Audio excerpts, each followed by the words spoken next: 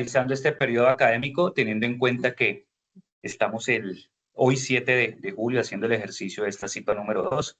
Espero que hagamos hoy nos sirva un poco como para ir avanzando en la consolidación de esas tareas y de esos elementos que nos pueden servir para nuestro futuro como docentes, los que están en la tecnología en redes de farmacia, los de ingeniería, todas las personas que están en esta CIPA y han querido estar, y desde luego con el curso se complementa con la lectura crítica. Teniendo en cuenta entonces lo que hemos visto en la primera etapa y teniendo en cuenta entonces lo que se ha venido abordando, voy a compartir un momento la pantalla para terminar y más que terminar poder brindar unos elementos asertivos dentro de lo que es la importancia, la lectura, la importancia, la escritura y sobre todo la importancia que tenemos nosotros acá en ese lenguaje científico. Y lo coloco en signo de pregunta. Entendemos que es el lenguaje científico teniendo en cuenta que el complemento de la lectura crítica versus el complemento de lo que es saber leer en voz alta, saber interpretar y sobre todo saber comprender hacia lo que queremos abordar. Recordemos, como les decía en uno de los apartados que nos vimos anteriormente, todo lo que tiene que ver dentro de la esfera de las competencias comunicativas, el saber hablar, el saber leer, el saber escribir, esos elementos hacen parte de ese conjunto que al final lo que queremos nosotros desde la universidad es que sea el perfil profesional del que usted esté desempeñando, que esté estudiando, estos espacios de CIPA, de ejercicios, le aporten a su formación profesional, ¿no? Entonces, ¿qué es el lenguaje científico? Es un elemento no muy común, ¿no? Existe el lenguaje científico para el profesor de lenguaje, existe el lenguaje científico para el profesor de filosofía, existe el lenguaje científico para el tecnólogo en regencia de farmacia, para el administrador de empresas, para el contador, para el abogado. No recordemos, vuelvo y repito que en este espacio pueden converger las personas y los programas que quieran, ¿no? Y hay un elemento, un constructor acá que es la construcción de un texto académico desde el punto de vista científico. ¿Cuál es uno de los objetivos o cuál es el tema esencial de poder hacer un constructor de un texto académico, ¿no? Recordemos un poco de pronto el concepto de lo que es el texto académico. Un texto académico tiene que tener unos elementos esenciales que es informar, exponer y describir. Yo lo abordo en estas tres temáticas. Hay otros académicos, otros colegas que les dan un abordaje mucho más amplio. ¿Por qué lo dejo así sencillo? Porque al final lo que es el lenguaje científico dentro del constructor de la lectura crítica es hacer una defensa o la refutación de una tesis, de un problema, de un asunto que usted está defendiendo. ¿Cómo así pensarán ustedes, profe? Algo muy sencillo.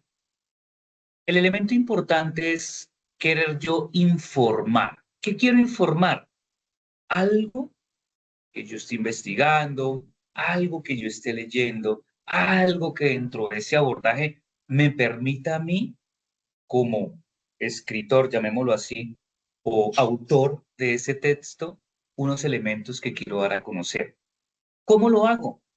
A través de una exposición. Y saquémonos un poco de la cabeza el término exponer, que es salir al tablero, salir con unas diapositivas, o lo que yo estoy haciendo, no. Cuando hablamos de una exposición dentro del lenguaje científico, es un rigor de escritura que yo he planteado como autor, que yo he escrito como autor, que he tenido la posibilidad de leer varios referentes, varios autores, tener la capacidad de poder argumentar utilizando argumentos de autoridad, utilizando argumentos que tienen que ver con esos elementos, con ese rigor científico, ¿no? En donde tengo que tener elementos, en donde tengo que tener también aspectos de lo que está a favor y lo que podemos estar en contra, ¿no? Y al final, con todos esos argumentos, con esa tesis que yo utilice, con esas conclusiones, poder llegar a hacer una descripción. ¿Qué es describir en este aspecto, según lo que nos manifiestan los autores, los académicos? Hacer una descripción y yo contarle a ustedes. Vuelvo y repito, me pongo yo de ejemplo como autor, como el que toma la pluma y escribe a través del PC, a través del, manualmente, a través del celular, bueno, como quieran escribir, y yo ir contando, ir describiendo qué es lo que quiero dar a entender, cuál es el elemento diferenciador, cuáles son las categorías de análisis que probablemente también me aparezcan en ese ejercicio de escritura, porque vuelvo y les digo, un texto académico es un poco diferente frente a lo que puede ser un texto argumentativo, frente a lo que puede ser un texto expositivo, frente a lo que puede ser un texto instructivo dentro de las categorías que estamos manejando en este momento, ¿no? Esas se llaman tipologías textuales, exacto. Entonces, al final, ¿qué es lo que se pretende?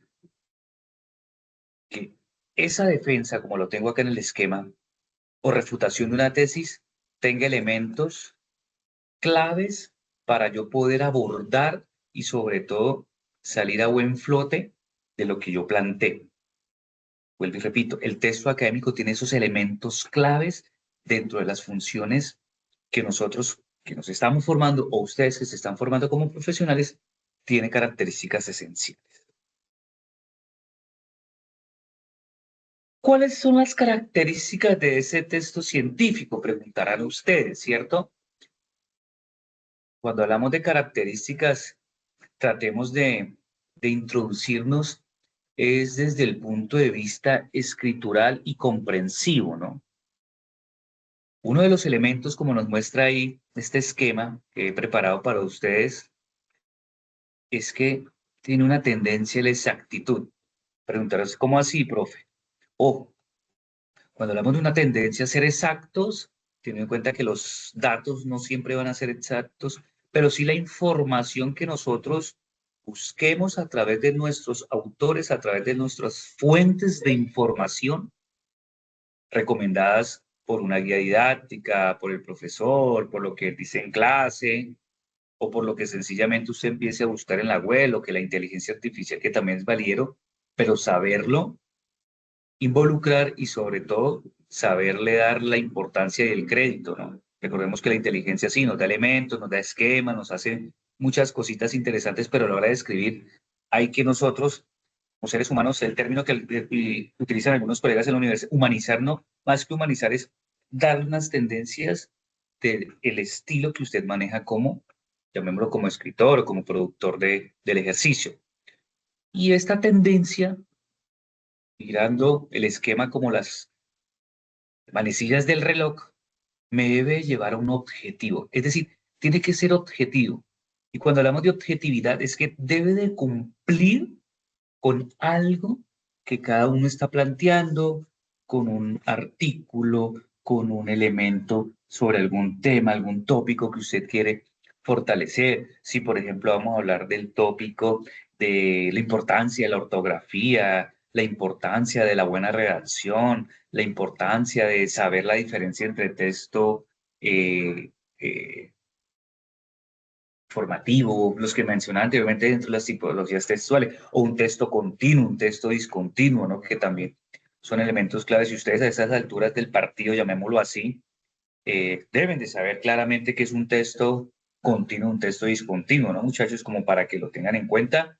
Para recordarles quienes vayan a ver la grabación, estamos en este momento en vivo y en directo con la CIPA número 2 del espacio o curso de lectura crítica. Estamos mirando un poco la importancia de ese lenguaje, de esa importancia de la lectura en voz alta, y hoy nos hemos querido meter un poco con la importancia de ese lenguaje científico que cualquier estudiante de cualquier carrera profesional o tecnológica debe aprender a tener unos elementos diferenciadores y pues empezar ese proceso, ¿no? Y cuando hablamos de la objetividad, para volver un poco al esquema, hay que hablar también de complejidad. ¿Qué entendemos por complejidad? Por ejemplo, tenemos a Marcela Cristina. ¿Qué entiende por complejidad? Bueno, veo que Marcela Cristina está teniendo un poco de fallas con su internet, creo que se fue, pero yo sigo acá. Teniendo en cuenta que algo complejo tiene que ver con ese tópico o tema que para mí trato de darlo a entender de una manera fácil. Pero cuando hablamos de grados de complejidad, no es que hablemos en un lenguaje técnico, no es que hablemos en un proceso de escritura que solamente podamos entender los que estamos estudiando para ser ingenieros o ser maestros, no. Hablemos de complejidad desde el punto de vista de lo que yo quiero transmitir, lo que yo quiero darle a entender a mis lectores ¿qué es lo que quiero demostrar? Voy a dar un ejemplo. Si quiero demostrar que por qué la química es importante para un proceso de formación académico en una institución educativa para los estudiantes de grado 10º y 11, o la importancia de la enseñanza del inglés en la escuela primaria o en la escuela secundaria, ¿no? Temas complejos que al final quienes nos vayan a leer tengan la posibilidad de preguntarnos, tengan la posibilidad de dudar, tengan la posibilidad de hacer unos replanteamientos de lo que vamos a ir abordando y lo que vamos llevando. Y llegamos entonces, vuelvo y repito, el esquema que estamos tratando de orientar acá es hacia dónde nos llevan las manecillas del reloj y la explicación, ¿no? Y llegamos entonces a esa tipología textual. Preguntarán ustedes, bueno, profe, ¿por qué son tan importantes las tipologías textuales para saberlas identificar? La respuesta es muy sencilla, muchachos. De aquí en adelante, los que están apenas a mitad de carrera, iniciando, finalizando, creo que se han dado cuenta que la mayoría de cursos hay que escribir, hay que argumentar, hay que leer, perdón, y la tipología textual del texto argumentativo, el texto expositivo, del ensayo, del texto instructivo, es uno de los elementos que más se repite a través del tiempo en cada periodo académico o semestre. Y me voy a detener un poco en el texto argumentativo desde el punto de vista del lenguaje científico, ¿no? En donde ese texto argumentativo tiene unos elementos claves que son, en primera medida, una tesis.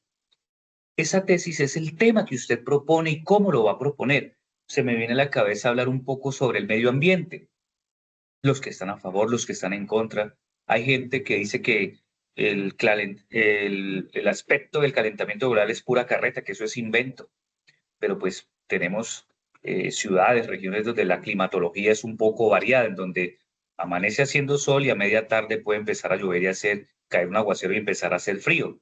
Y vamos a dormir con frío y al otro día a las 7 de la mañana ya tenemos un sol inclemente, con calor. Entonces, y sé que muchos de ustedes de la región sur, de la región de Boyacá, de la región occidente, de la costa también que tenemos acá estudiantes de la zona centro-sur también, tienen un elemento importante teniendo en cuenta el ejercicio que estamos haciendo, que es de ejemplo sobre lo que es el medio ambiente dentro de la tipología textual del texto argumentativo. Y ahí es donde inicia este proceso, ¿no? Esa tesis, empezar a buscar argumentos de autoridad, empezar a buscar argumentos de tipo colectivo, que universitariamente son los que realmente tienen una validez y sobre todo se van dando hacia lo que queremos transmitir.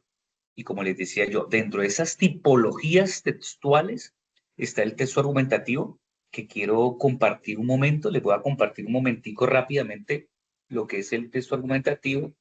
Voy a dejar de compartir 2 minuticos y les comparto un poco el texto argumentativo, que él tiene unas características muy, muy, muy esenciales. ¿Listo, muchachos? Que quiero desde luego, como les digo, compartir con ustedes. ¿Por qué? Él lo que trata de plasmar es una intención. ¿Cuál es la intención de este texto argumentativo dentro de lo que queremos plasmar en la lectura crítica con la formalización de la importancia de la lectura en voz alta, la importancia del lenguaje científico, ¿no? El texto argumentativo es aquel que intenta convencer, modificar o en ocasiones reforzar la opinión del receptor, del destinatario del texto, mediante razones que sean aceptables, fuertes y capaces y resistir razones en contra, es decir, lo que llamamos popularmente en la academia los contraargumentos. Y ustedes dirán, bueno, pero ¿y qué es contraargumentar? Pues es muy sencillo, muchachos. Contraargumentar es dar una postura, dar una razón en donde yo no estoy de acuerdo con lo que X o Y o Z autor plantea. Pero ojo, no es decir por decir, sí, no estoy de acuerdo con Cristina, no estoy de acuerdo con Jacobo, no estoy de acuerdo con Marta por X o Y razón, no. ¿Por qué no estoy de acuerdo con ellos tres frente al tema o tópico que se está abordando? Y obviamente yo debo de entrar con mis argumentos, que sean valideros, que no sean carreta, llamémoslo así, lo digo de manera muy respetuosa, ¿no? Que no sea carretoso y sobre todo que tenga elementos supremamente importantes para yo poder argumentar y mostrar que no estoy de acuerdo, pero realmente con unos elementos importantes.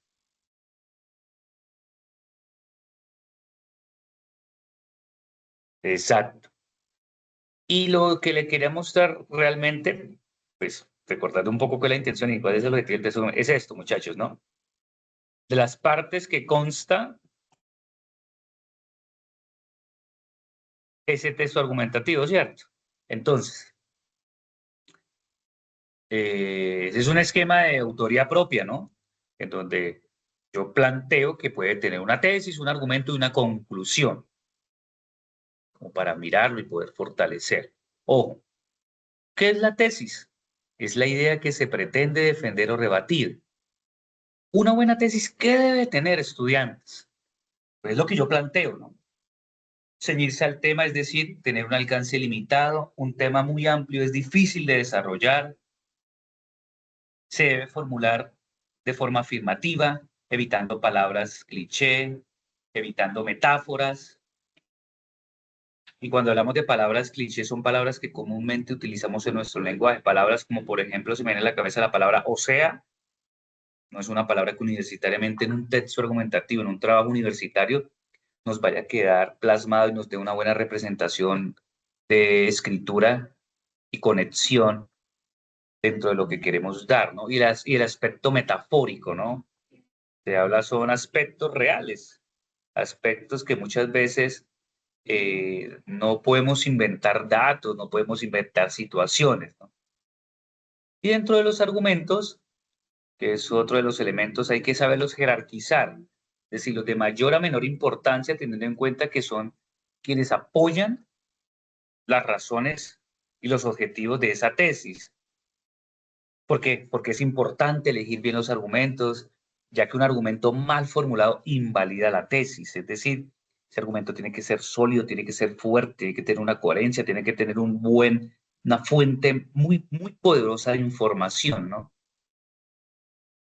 Y es importante no olvidar los contraargumentos, lo que les decía hace un momento, de que no saber contraargumentar me lleva a mí a pensar que puede ser grave. Grave en el sentido académico, ¿no? Pues porque un argumento me puede desbaratar a mí un proceso de escritura dentro de lo que yo llevo y estamos hablando que es el lenguaje científico. No nos asustemos con esa palabra. Todos hacemos ciencias dependiendo de lo que estudiemos. Si somos de la escuela de ingeniería, de la escuela de educación, de la escuela de ciencias económicas, cada uno de los elementos que nosotros vamos adquiriendo es bueno ponerlo en práctica. Y tenemos como última parte de lo que consta ese texto argumentativo, es la conclusión a conclusiones, ¿no? Que es como la parte final donde vamos cerrando esas ideas, donde vamos cerrando esos textos, donde vamos cerrando esos argumentos. Y dice, es la parte final en que recordamos los puntos más importantes de nuestra argumentación de forma resumida y ordenada para que los recuerde el receptor y de ese modo consigamos convencerlo. Recuerden, muchachos, que al final el objetivo primordial, clave del texto argumentativo es poder convencer a sus lectores de un tema, de un tópico, de un planteamiento que usted hace de manera seria, de manera concienzuda, con datos coherentes, con estudios rigurosos, datos, fuentes de información que sí realmente sean ciertas. ¿Listo? Entonces, como para que lo tengamos ahí en cuenta, de no pensar de pronto que lo hacemos por hacerlo o que sencillamente es lo que nos brinda, pero entonces es tenerlo en cuenta ahí. Bueno, vamos a cerrar un momento ahí, vuelvo a lo que estábamos mirando de lo que es el proceso del, para quienes de pronto vayan llegando, era apenas la información, estamos hablando un poco del lenguaje científico. Y dentro de esos tipos de textos, yo quiero complementar con lo que les presenté hace un momento. Voy a volver a compartir, muchachos y muchachas, es hacia dónde me llevan estas tipologías textuales, dependiendo del tipo de texto, ¿no? Porque muchos dirán, bueno, profe, ¿cómo así el tipo de texto? Sí, claro, existen distintos tipos de texto que al final no es que nos tengamos que volver duchos cada uno en cada uno de ellos, ¿no? Simplemente la necesidad del ejercicio, lo que estemos estudiando, porque dentro de ellos está también, ya ustedes ya un poco un nivel mucho más avanzado, lo que es el informe de investigación, lo que es el artículo científico, lo que es la monografía, lo que es una exposición, lo que es un póster, ¿no? Por eso a veces ustedes escuchan a, a los líderes de zona de las escuelas, principalmente en ciencias de la educación, o los de CADMA, o los de CISA, que, bueno, ¿quién va a hacer una exposición? ¿Quién se arriesga a hacer un artículo científico? ¿Quién se arriesga a montar un póster ahorita con tanta inteligencia artificial? Pero recuerden que todos ellos tienen unas condiciones mínimas, tienen unos ejercicios mínimos de presentación, ¿no?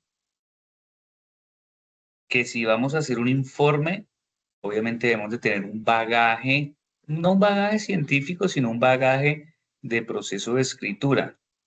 De ahí de pronto la necesidad de estudiantes acá contándoles un poco de que muchos estudiantes les da como miedo, si esa podría ser la palabra, de me voy por el informe de investigación, profe, pero resultan que con la primera etapa ya optan por cambiar o retirarse porque pues con el profe o el tutor que les va a asesorar o les va a hacer el seguimiento a ese informe de investigación, empieza con unos niveles mínimos de exigencia de pedir unos trabajos, de hacer unos entregables, y es donde ahí empezamos como a dudar de que, uy, ¿en qué cuento me metí, cierto?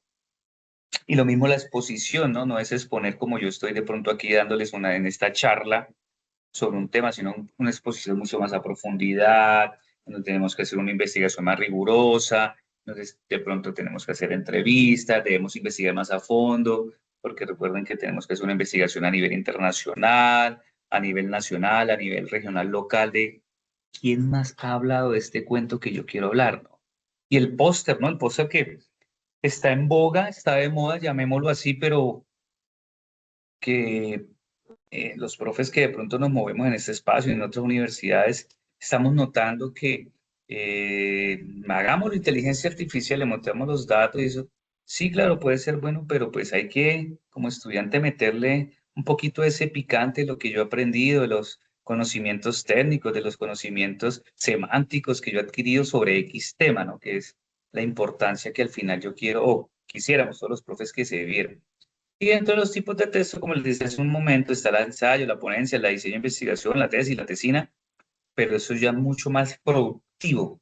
Todos, ensayo, ponencia, etcétera, me dan a mí es saber empezar a producir. Producir es escribir, ¿no? Como para que nos entendamos un poco desde el punto de vista de lo que es la lectura crítica, que no es leer por leer, sino que también tenemos que saber analizar y sobre todo argumentar para cuando nos pregunten por algo que hemos leído o dar razón de algo. Bueno, creo que pues esta era como la charla muy breve, pero que sé que es de vital importancia, muchachos, desde el punto de vista hacia lo que queremos nosotros darles, ¿no? Teniendo en cuenta pues que muchas veces nos enfrascamos o nos quedamos cortos de lo que al final nosotros como profes queremos darle, ¿no? De todas maneras, pues, como les dije yo, esas características del lenguaje científico son muy rigurosas. Tener claro y recordar que es el objetividad, porque es el objetivo de esta. Tener claro la complejidad que tienen esta, porque tienen que ser con una tendencia a ser claras, ser exactas, ¿no? No hacerlo por hacerlo como a veces pensamos de que lo hacemos como por salir del paso, pero al final tratemos de mirar qué es lo que yo quiero, ¿no? Y hacia dónde lo quiero dar, ¿no? Y sobre todo, pues que muchas veces pensamos que no lo podemos hacer.